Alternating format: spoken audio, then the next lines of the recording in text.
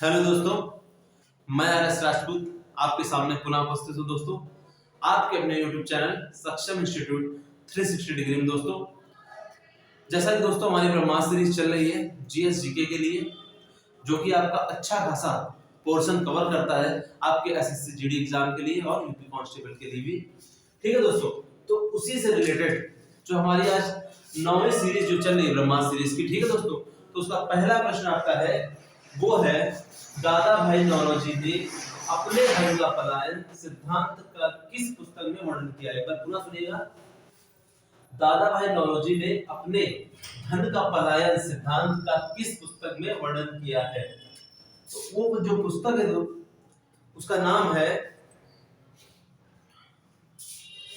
लिख लीजिए इसको, पॉवर्टी एंड अनब्रिटिश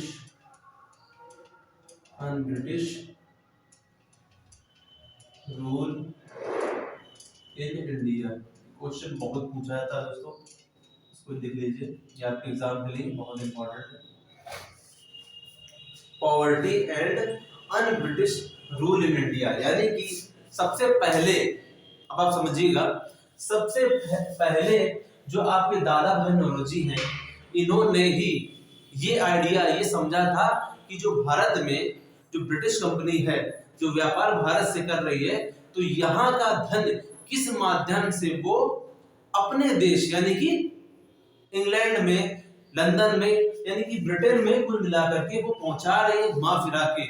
जैसे कि एग्जांपल अगर मैं आपको दूं, जैसे कि क्या था कि भारत से कच्चे माल में, मान लीजिए कच्चा माल खरीदा इन्होंने, ठीक है, जैसे कपड़ा खरीदा, अब उसको ले जाकर के अपने देश में ले जाकर के क्या किया उन्होंने, अच्छे से कपड़े बना दिए, यानी कि कच्चा कपड़ा आपने लिया एक तरीके से, ठीक है, उसके बाद उसको बना करके एक से एक अच्छी ड्रेस और ये सब तैयार करके उन्होंने भारत में ही आकर के लोगों से क्या किया, लोगों को बेच दिया ऊंचे दामों में, यानी खरीद कम दाम में रहे और बेच ज्यादा दाम में रहे। आप भी जानते हैं कि जो लोग प्रोडक्शन वगैरह करते हैं, जो भी लोग इंडस्ट्री लगाते हैं, उद्योग वगैरह, तो उनका यही तो बिजनेस होता है कि पहले क्या होता है, कम दाम में कच्चा माल ले लेते हैं, उसका फिर उसको कुछ बनाते हैं और बना करके बेच देते हैं। तो यही काम जो क्या कर रहे थे आपके ब्रिटेन के लोग कर रहे थे, जो ब्रिटिश ईस्ट इंडिया कंपनी थी वो यही कर रही थी। तो ये जो समझा उन्होंने, जब दादा भाई नौरोजी ने कि यार हमारा तो देश सोने चिड़िया था, तो ये धीरे धीरे यहाँ से हर पैसा और धीरे धीरे भुखमरी और अन्य समस्या जो पैदा हो रही है हमारे समाज में, तो उसका कारण क्या है। तो उन्होंने जब इसका अध्ययन किया तो पता चला कि सारा जो पैसा है वो धीरे धीरे क्या हो रहा है, भारत से कहाँ जा रहा है, इंग्लैंड को जा रहा है, लंदन को जा रहा है, ब्रिटेन को जा रहा है। ठीक, तो इस तरीके से उन्होंने, दादा भाई नौरोजी ने सिद्धांत दिया था, वो था धन का पलायन। ठीक है, धन का पलायन, यानी कि धन जो है वो क्या हो रहा है, भारत से पलायन कर रहा है, यानी कि जा रहा है। ठीक है, तो ये सिद्धांत किसने दिया था, वो दिया था दादा भाई नौरोजी ने, और उन्होंने एक बुक लिखी थी, उस बुक में इसके विषय में विस्तार से बताया है, इसी धन के पलायन के विषय में। वो बुक आपकी है, वो थी poverty and un-British rule in India. Question आपसे पूछ लेंगे ऐसे भी कि poverty and un-British rule in India किसकी बुक है। ठीक, मिलान में दे देंगे आपको, तो मिलान में करेंगे तो आपको ऑप्शन कौन सा लेना पड़ेगा, दादा भाई नौरोजी का ऑप्शन आपको मैच कराना पड़ेगा। ठीक है दोस्तों, एक तो ये बुक हो गई, एक बुक पहले मैं बता देता हूँ फिर आपको बताता हूँ। एक बुक बहुत इंपॉर्टेंट है, वो है आपका इंडिया टुडे, लिख लीजिए इंडिया टुडे। ये एक बुक है जो किसने लिखी, रजनी पाम दत्त ने लिखी, इसको पहले नोट कर लो आप। ठीक है, बहुत इंपॉर्टेंट बुक है उस टाइम की, ठीक, भारत की अर्थव्यवस्था को लेकर के बनाई गई बुक है, क्योंकि यहाँ पर हम लोग का क्या है, एक तरीके से उस समय की भारत की अर्थव्यवस्था की बात हो रही है, तो उसी से रिलेटेड ये बुक बहुत पूछी जाती है, तो इसको भी आप नोट कर लीजिए। फिर मैं इसको मिटा करके आपको थोड़े से और पॉइंट बताता हूँ। ठीक, लिख लिया, चलिए अब आते हैं पॉइंट पे थोड़े। देखिए,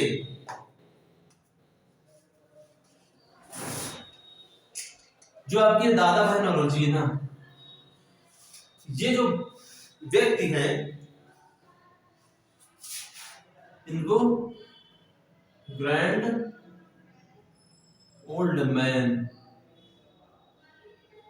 की संज्ञा भी दी जाती है। ठीक है, ग्रैंड ओल्ड मैन की भी संज्ञा इनको दी जाती है। आपसे क्वेश्चन पूछ लेंगे ग्रैंड ओल्ड मैन की संज्ञा मतलब किसको कहा जाता है, तो आपको ऑप्शन क्या देना पड़ेगा, दादा भाई नौरोजी का। ठीक है, इसी तरीके से एक और है इंपॉर्टेंट जो कि है 1892 में लिबरल, आप समझिएगा, लिबरल पार्टी के टिकट पर, लिबरल पार्टी थी उसके टिकट पर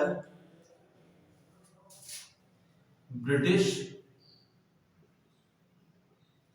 हाउस ऑफ कॉमन्स, ठीक है, British house of Commons, British house of Commons में चुने जाने वाले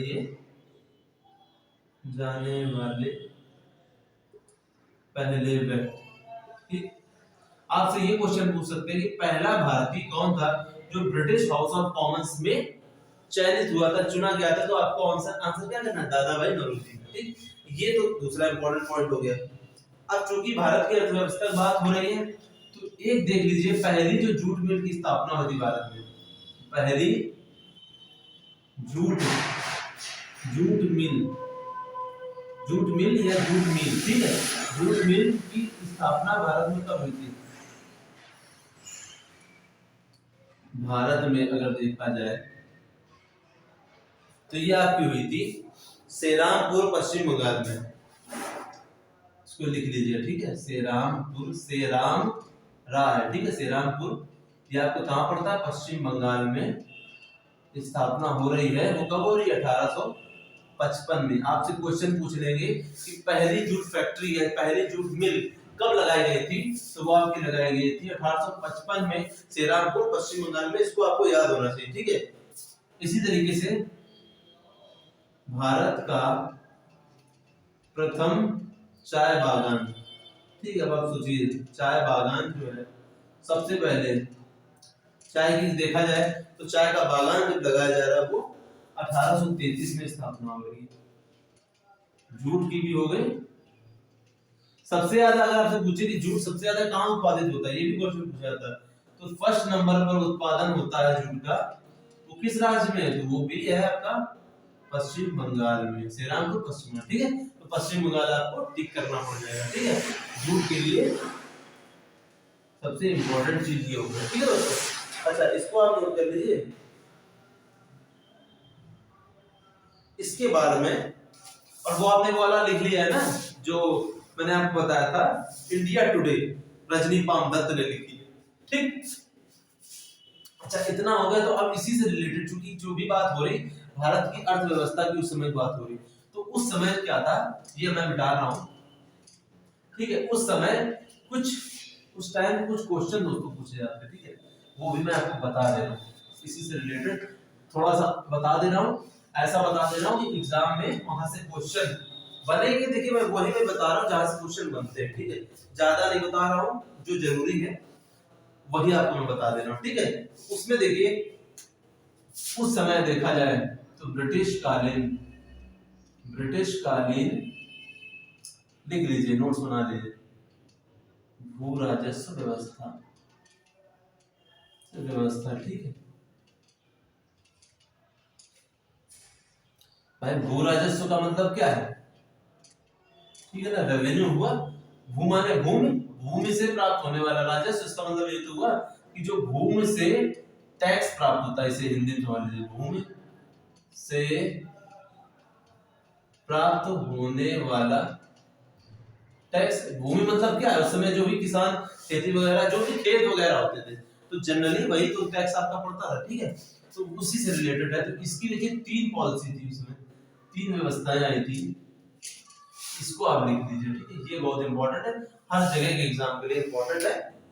एक तो थी आपकी स्थायी बंदोबस्त,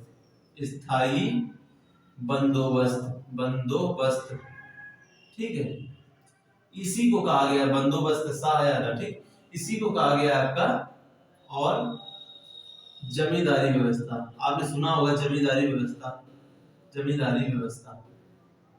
अभी मैं बता दूंगा इसके बारे में, ठीक। सेकंड जो आपकी थी, सेकंड वो थी आपकी, इसका नाम है रैयतवाड़ी व्यवस्था, रैयतवाड़ी व्यवस्था व्यवस्था।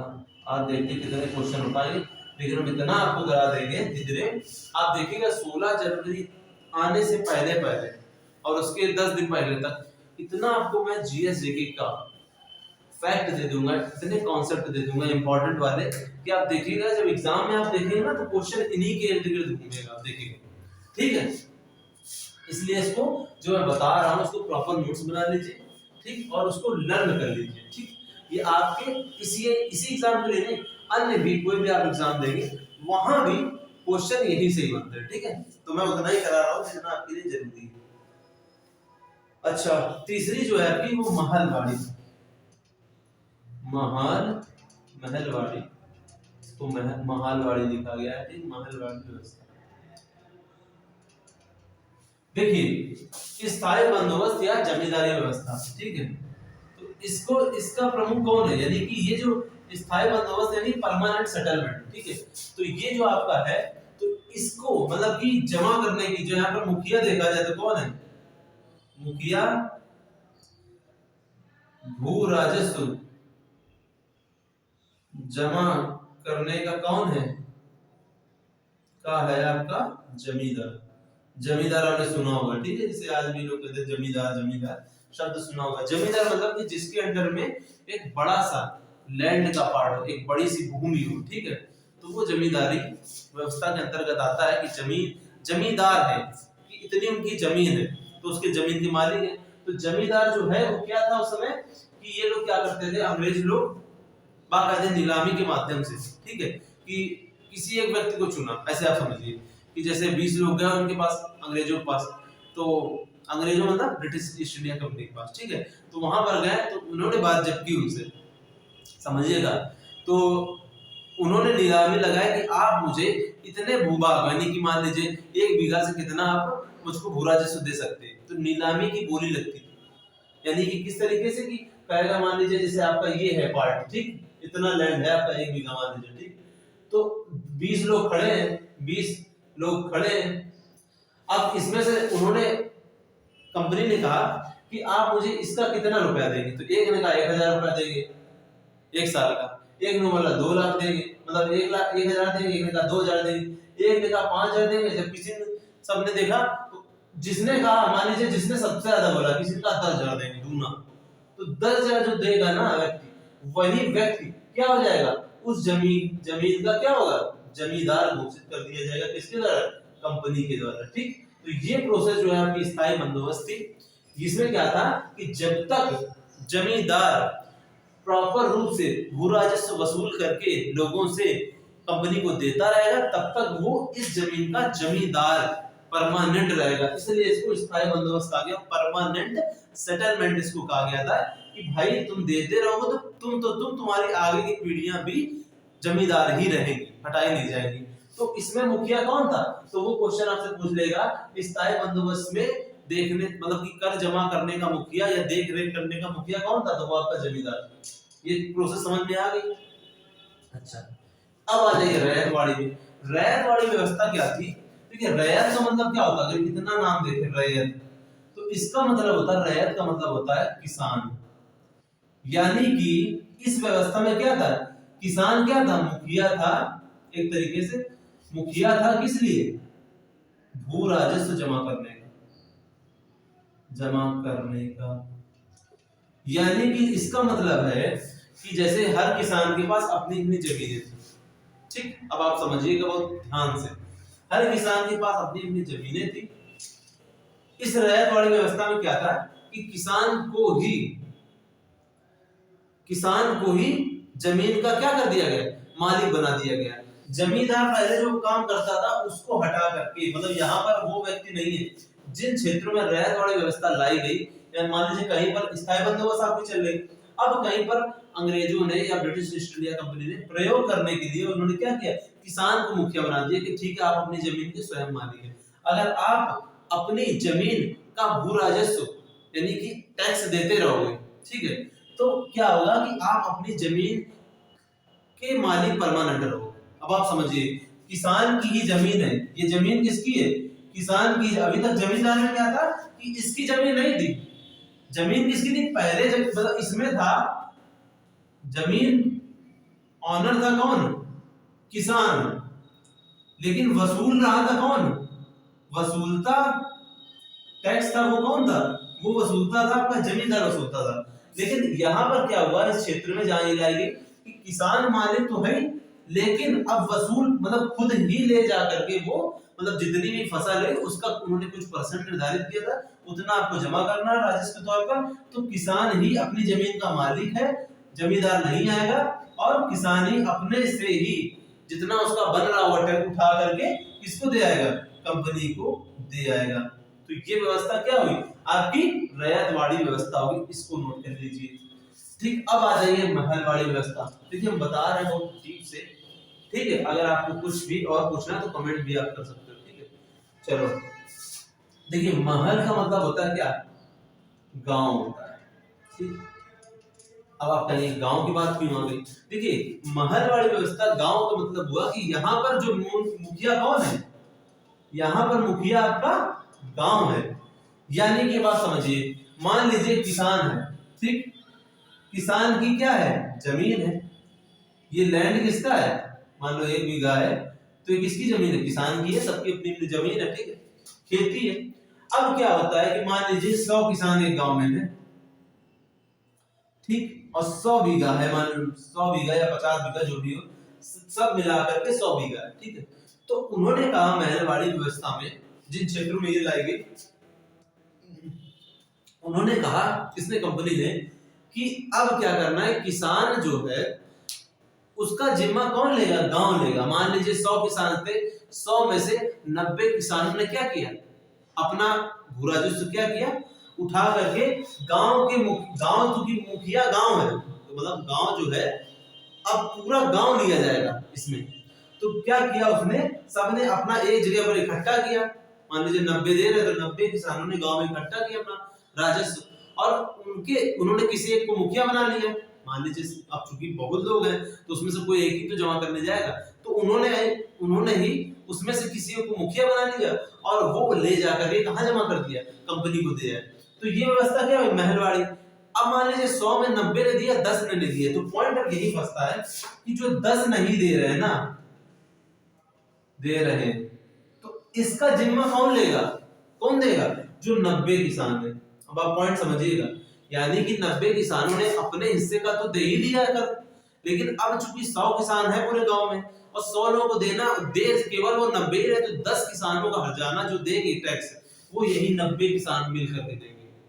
यानी कि ये जिम्मेदारी किसकी होगी, ये गांव यानी कि महल की जिम्मेदारी होगी कि भैया हमें चाहिए आपसे, अगर हमें इतना टैक्स है, अगर आपकी फसल इतने उत्पादन हुई है मान लीजिए और उसका इतना परसेंट बनता है और आप 90 लोग दे रहे, 10 लोग नहीं दे रहे, तो इसकी जिम्मेदारी कौन लेगा, वो पर्सनल किसान नहीं लेगा जो दे नहीं रहा, ये जिम्मेदारी पूरे गांव की है। तो पूरे गांव के लोग उसका हर्जाना भरते थे। तो इससे ये होता था, फिर वो गरियाते भी थे, जो 10 किसान नहीं देते थे फिर उनको वो खूब गरियाते थे। तो इससे क्या होता था कि जब गालियां खाओगे तो क्या हुआ, अन्य जो 10 किसान इस बार नहीं दे रहे अगली बार से देने लगेंगे, क्योंकि अब उन्हीं घर गांव के लोग हैं, वही लोग झेलेंगे तो तुम्हें मारेंगे।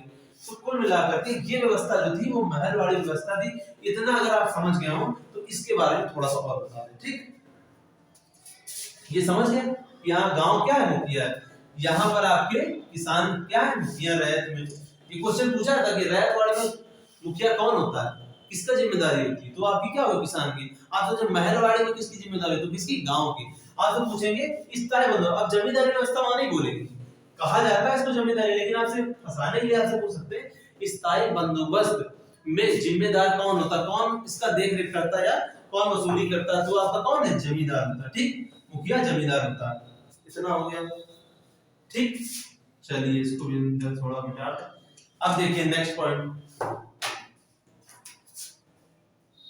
ये जो व्यवस्था लाए थे सबसे पहले कौन लाए थे, लॉर्ड कॉर्नवालिस। आपसे पूछ लेंगे कि स्थायी बंदोबस्त की व्यवस्था प्रॉपर रूप से कौन लाए थे, तो वो लाए थे कि लॉर्ड कॉर्नवालिस लाए थे 1793 में। इसी तरीके से रैयतवाड़ी को अगर देखें तो इसको जो लाए थे वो आपके लाए थे प्रॉपर रूप से टॉमस मुनरो या थॉमस मुनरो, ठीक है, टॉमस मुनरो ये आपके लाए थे। टॉमस मुनरो कब लाए थे, तो इसकी डेट याद कर लीजिए 1820 में, ठीक।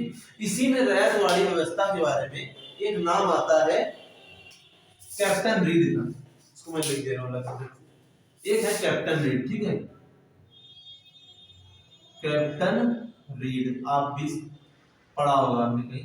जिस कैप्टन रीड है ना, सबसे पहले रैयतवाड़ी व्यवस्था को इन्होंने क्या किया था, एक बार चेक करा था, मतलब लागू करके एक जगह देखा था। जिस जगह पर इन्होंने लागू किया था वो था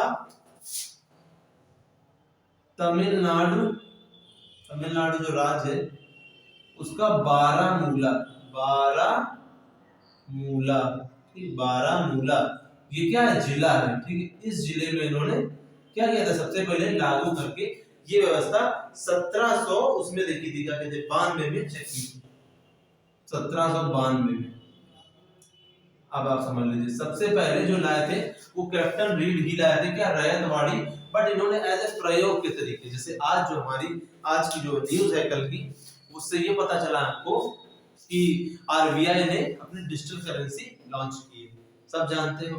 तो किस तरीके से लॉन्च की है, एक प्रायोगिक तरीके से, मतलब प्रयोग करने की दृष्टि से 4 क्षेत्रों में इस तरीके से 4 नगरों में उसको लॉन्च की गई है, फिर धीरे से 7-8 नगरों में फिर उसको लॉन्च करेंगे अगर ठीक रहेगा तो वही चीज है। कैप्टन रीड जो थे उन्होंने तमिलनाडु के बारामूला जिले में सबसे पहले रैयतवाड़ी लॉन्च की थी। अगर ऑप्शन में ये दिख जाए और आपसे क्वेश्चन पूछा रैयतवाड़ी व्यवस्था लागू करने वाले प्रथम व्यक्ति या जिसने जन्म दिया, कैप्टन रीड रखा और टिक उसी में मारेंगे। अगर नहीं देता है और फिर अगर ये दिया और टॉमस मुनरो, तो आपको फिर उसमें टिक मारना, ठीक है। ये तो आपकी इससे रिलेटेड हो गया पॉइंट। अब महलवाड़ी में अगर आओगे आप तो इसको लाए थे कौन, ओल्ड मैकेंजी, नोट कर लीजिए, ओल्ड मैकेंजी लाए थे 1822 में, ठीक है। ये 1820 में, ये 1822 में और 1793 में। आपसे क्रम पूछ सकते हैं कौन सी व्यवस्था पहले आई थी, तो सबसे पहली व्यवस्था कौन आई थी, नंबर 1 पे स्थायी बंदोबस्त आई थी। दूसरी वाली व्यवस्था कौन सी आई थी सबसे पहले, वो रैयतवाड़ी आई थी, और तीसरे में आपकी महलवाड़ी व्यवस्था। क्लियर हो गया भैया। अगर प्रायोगिक तौर से लेते हैं कि मान लीजिए कैप्टन रीड वाली अगर पॉइंट उठता है, तब आपको फर्स्ट नंबर पे किसको लेना है, इसको लेना है, रैयतवाड़ी को, क्योंकि उन्होंने, बट ऑफिशियली देखा जाए, ऑफिशियल ही बात मानी जाती है कि वाकई में जिसने कार्य किया उस क्षेत्र में वो थे आपके टॉमस मुनरो ने, तो उन्होंने काम किया 1820 में। इसलिए आप क्या करोगे, पहले इसको रखो, फिर सेकंड पे इसको, थर्ड पे इसको रखोगे, ठीक, इसे नोट कर लो। इसके बाद हम लोग आता है कि किन किन क्षेत्रों में ये लागू की गई थी, ये भी आप नोट कर लीजिए। देखिए जो हमारा बंगाल क्षेत्र है, पश्चिम बंगाल और बांग्लादेश वाला, बंगाल हो गया आपका, बिहार हो गया आपका, उड़ीसा हो गया, बंगाल, बिहार, उड़ीसा, यूपी हो गया अपना, यूपी उत्तर प्रदेश, यूपी, बनारस, अब यूपी का बनारस भी तो आप जानते हो यूपी में है, बनारस, और उत्तरी कर्नाटक, यानी कर्नाटक जो नहीं है महाराष्ट्र के नीचे है ना, महाराष्ट्र के जस्ट नीचे वाला राज्य है, तो कर्नाटक के ऊपर वाला जो हिस्सा वहां पर भी ये लागू की गई थी। तो इतने क्षेत्रों में आपको पता होना चाहिए, ठीक, ये इंपॉर्टेंट है, इसको नोट कर लीजिए। अगर ये देखें किन किन क्षेत्रों में लागू रैयतवाड़ी व्यवस्था, तो देखा जाए तो वो है आपकी बंबई में, ठीक, बंबई, मद्रास में, और तीसरा जो है तीन ही इसमें, और असम वाला, ठीक, असम वाला क्षेत्र। मद्रास आप जानते हो मद्रास क्या होता है, मतलब चेन्नई, आज का जो चेन्नई वाला क्षेत्र, तमिलनाडु की राजधानी चेन्नई, तो चेन्नई वाला जो क्षेत्र है वो आपका बंबई यानी मुंबई, आज का जो मुंबई है वो उस समय बंबई था, और असम, असम आप जान गए हो, ठीक है, जिसको कामरूप भी कहा जाता है असम को, ठीक, ऋग्वेद में कहा गया। इतना आप नोट कर लीजिए किन किन क्षेत्रों में लागू की गई थी, ठीक है, तो ये हो गया। अच्छा, महलवाड़ी जो है आपकी व्यवस्था, देखिए वो जिन क्षेत्रों में लागू की गई है उसका जो क्षेत्र है वो है उत्तर प्रदेश यानी यूपी, और मध्य प्रांत, मध्य प्रांत मतलब लगभग जिसमें आपका एमपी वाला पार्ट है, मध्य प्रदेश जो होता है वो मध्य प्रांत हो गया, यूपी हो गया, मध्य प्रांत यानी वो मध्य प्रांत यानी मध्य प्रदेश वाला और पंजाब, इन क्षेत्रों में आपका क्या है, ये महलवाड़ी व्यवस्था लागू की गई थी। इसको आप नोट कर लीजिए। इसकी क्या करते हैं, इसके प्लेस को लेकर भी क्वेश्चन पूछ लिया जाता है, ठीक। लेकिन मेरे हिसाब से आप जितना मैं दिखा रहा हूँ पूरा याद ही कर लीजिएगा प्रॉपर्टी। एक क्वेश्चन और बनता है, वो आखिरी है, उसको मैं और लिखा दे रहा हूँ, बस मेरा काम। इस जो रैयत वाली ये जो व्यवस्था आपकी चल रही ना, कंप्लीट भू राजस्व व्यवस्था, देखिए उस समय की ब्रिटिश कालीन व्यवस्था है, आखिरकार हमारी सोसाइटी में किस तरीके से अर्थव्यवस्था रही थी, किस तरीके से कंपनी जो थी हमारे हमारे समय देश में किस तरीके से भारत की अर्थव्यवस्था भारत के धन से छेड़छाड़ कर रही थी, आप समझ सकते हो। क्योंकि उसमें एक चीज बहुत बढ़िया थी, दिखाता हूँ, मैं बता रहा हूँ। देखिए क्वेश्चन आपसे पूछ लेंगे 19% भूभाग पे लागू थी, ठीक है, भूभाग ये वाली व्यवस्था देखिए तो ये 51% भूभाग पर। पहला क्वेश्चन क्या बनता है पहले मैं बता दूं।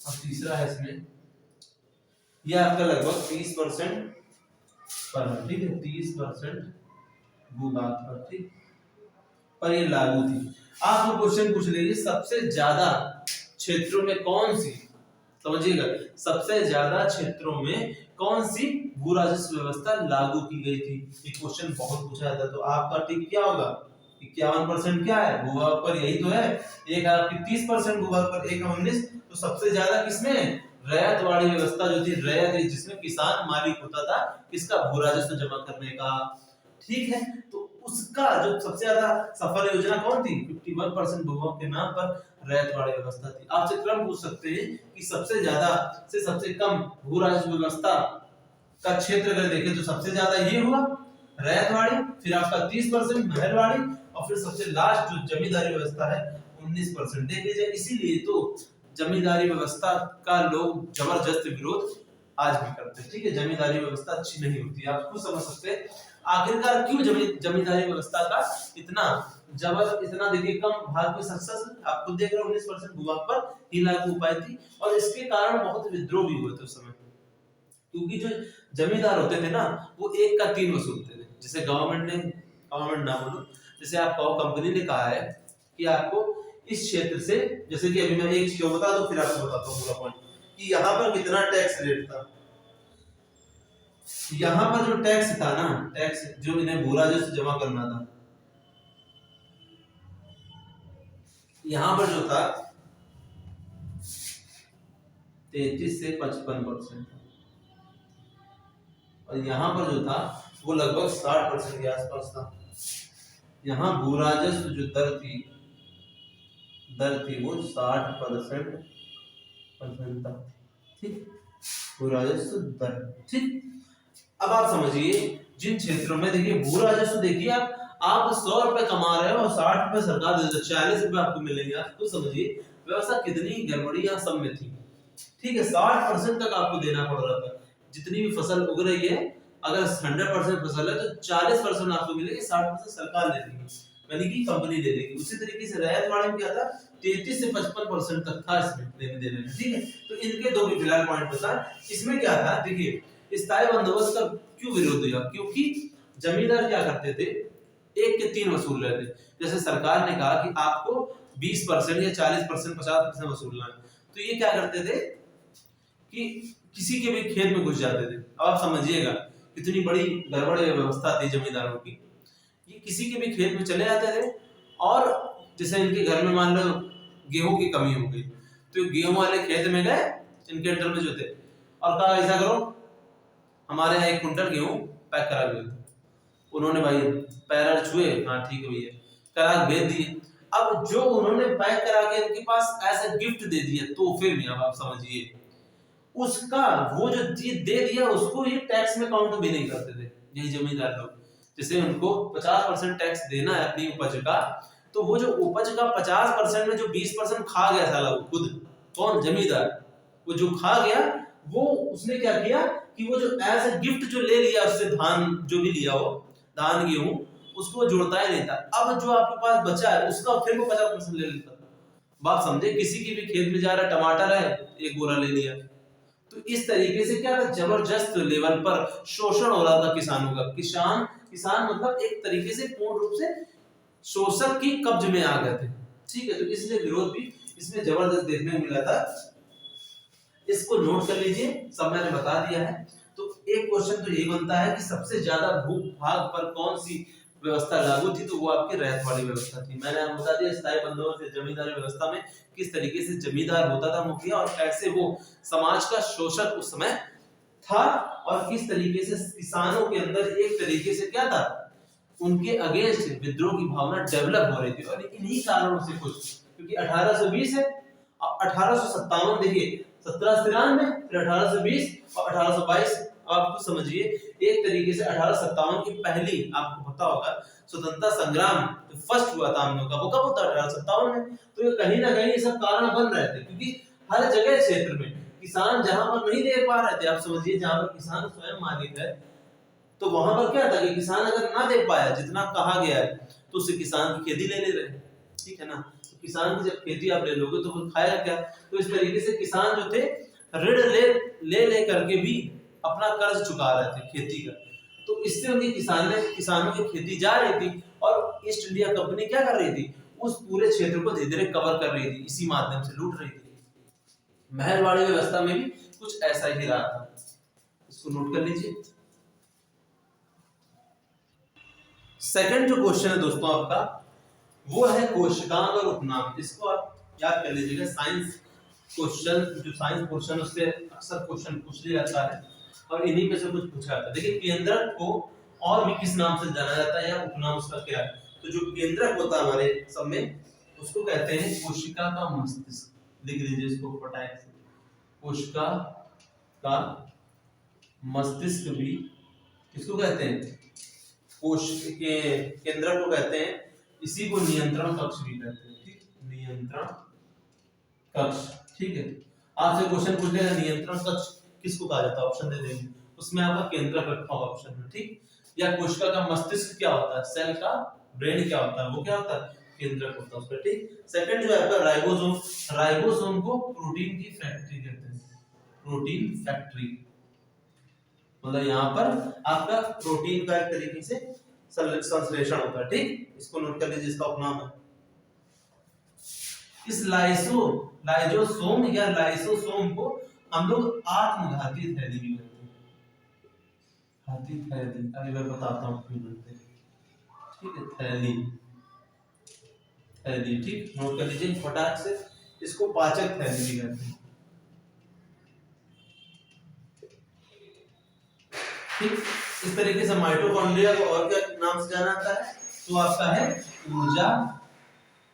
ऊर्जा ग्रह। ठीक है, पावर हाउस भी बोल सकते हो। ठीक, माइटोकॉन्ड्रिया क्या है आपका, बॉडी का क्या है, पावर हाउस है एक तरीके से। ठीक, ऊर्जा ग्रह। आपसे पूछ लेंगे कि ऊर्जा ग्रह की को किसे कहा जाता है, यानी ऊर्जा ग्रह को और भी किस नाम से जाना था, तो आप ऑप्शन क्या करोगे, माइटोकॉन्ड्रिया करोगे। ठीक है, लाइजोसोम या लाइसोसोम आत्मघाती थैली आपकी या पाचक थैली। होता क्या है, जैसे आपने देखा होगा जब आपको भूख लगती है, तो बहुत तेज भूख लगती है, फिर क्या होता है, थोड़ी देर बाद, आधा घंटे बाद, जब आपको बहुत भूख होगी तो बहुत तेज लगेगी, और आधे घंटे बाद भूख शांत हो जाती है।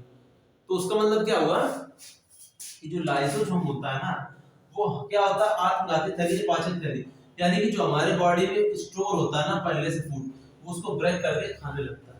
जो गंदी सी जो कोशिकाएं होती हैं बॉडी में, जो नहीं खराब हो जाती हैं, उनको खाने लगता है, तो इसलिए उसको आत्मघाती थैली भी कहा गया। इसको नोट कर लीजिए। अच्छा, ये आप पॉइंट और देख लीजिए अलग से। देखिए, माइकोप्लाज्मा गैलीसेप्टिकम जो है, ये जो आपकी है, ये सबसे छोटी कोशिका है, सबसे छोटी कोशिका। इसको नोट कर लीजिए। शुतुरमुर्ग का जो अंडा है वो सबसे बड़ी कोशिका, सबसे बड़ी कोशिका है। इसी तरीके से कोशिका तंत्रिका जो है आपकी सबसे लंबी कोशिका, सबसे लंबी कोशिका। ये लिख लीजिए, एग्जाम के लिए बहुत इंपॉर्टेंट है। ठीक है, सबसे लंबी कोशिका।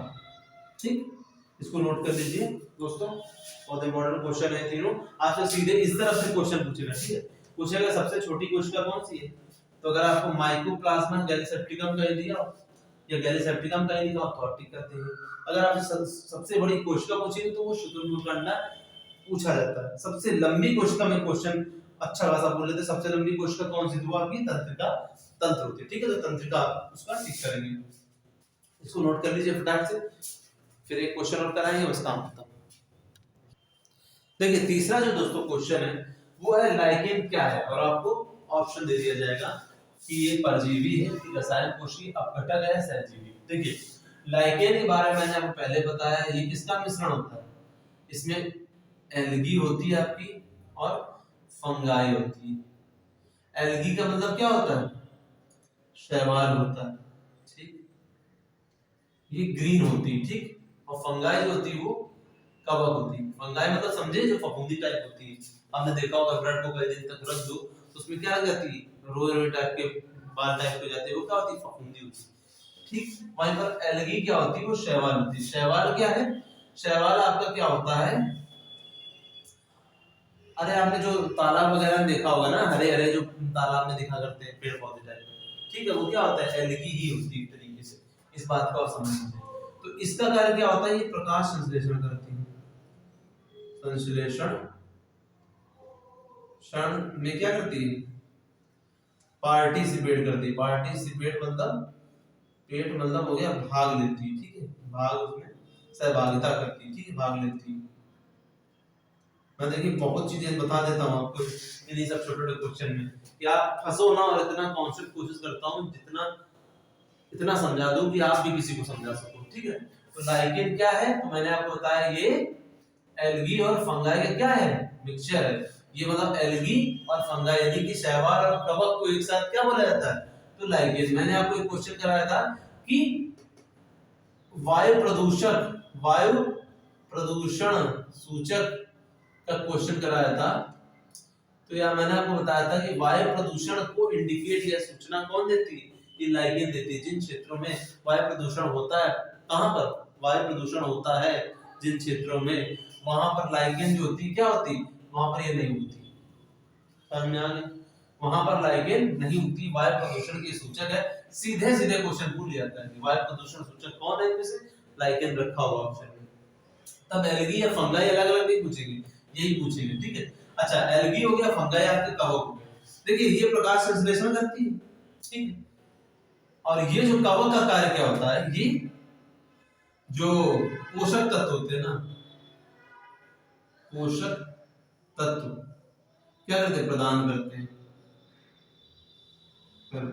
मतलब पोषक तत्व प्रदान करते हैं का मतलब हो गया कि कुल मिलाकर के जब ये आपका होता क्या है, एल्गी की जड़ के नीचे, जैसे एल्गी है यानी शैवाल के जड़ पर, ठीक है, जड़ पर क्या है, फंगाई ऐसे समझिए, यानी कि कवक, ठीक। तो ये क्या कर रहा है, कि पानी प्रोवाइड करा रहा है, जो पोषक तत्व जरूरी होते हैं किसके लिए, एल्गी के वृद्धि के लिए, एल्गी की बढ़ने के लिए, तो उसको प्रोवाइड कौन करा रहा है, उसको खींच खींच करके ये दे रहा है किसको, एल्गी को। उसकी जड़ पर कौन बैठा है, कवक बैठा है, तो कवक इसकी जड़ पे दे रहा है, जड़ खींच के प्रकाश संश्लेषण कर रही है, और प्रकाश संश्लेषण क्या हो रहा है, इसकी वृद्धि हो रही है, एल्गी की वृद्धि हो रही है। तो ये कार्य होता है, यानी कि दोनों को इससे फायदा होता है, ये उसकी जड़ पर आ जाता है, ठीक है, जो भोजन ये बनाती है उसको ये भी लेता है, कवक लेता है, यानी पोषक तत्व ये प्रोवाइड कर रहा है, बना ये रही है और फिर ये खा ये रहा है, यानी कि दोनों को ही फायदा हो रहा है। और जहां पर दोनों को फायदा होता है, यानी कि दो चीजें एक साथ रहकर बिना किसी नुकसान के आपस में फायदा उठाती हैं, आपस में फायदा उठाती हैं, वो क्या प्रोसेस होती है, वो आपकी होती है कमेंसैलिज्म। कमेंसैलिज्म में आपका होगा, तो यही आपका क्या होता है, सहजीवी,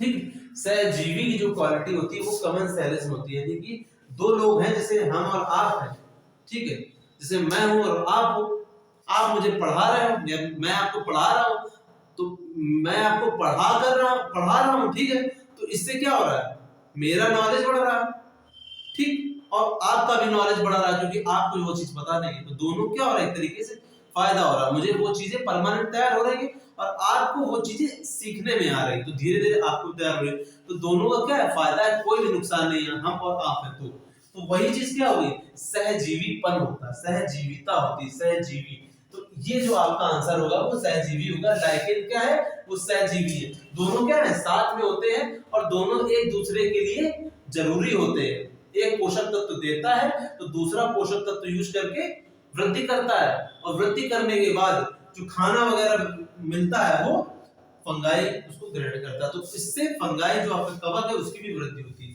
तो इस तरीके से दोस्तों इस ब्रह्मास्त्र सीरीज में मैंने आपको 3 क्वेश्चन इंपॉर्टेंट बताया विद डीप बताया, इतने डीप बताया कि इससे डीप कोई पूछेगा नहीं, और जितना बताया वो डीप ही नहीं है बल्कि वो एग्जाम में यही से ही क्वेश्चन बनते हैं, इसके अलावा फालतू में अगर वहां से क्वेश्चन आ रहा है तो जरूर वहीं से पूछेगा, और इसके अलावा आप देख लीजिएगा अगर पूरा जो मैंने आपको बताया है और वहां से क्वेश्चन बना है तो आप देखिएगा उतने में ही फंस जाएगा, अगर लाइकेन से क्वेश्चन पूछ रहा तो इससे ज्यादा कुछ नहीं पूछेगा, ठीक है दोस्तों।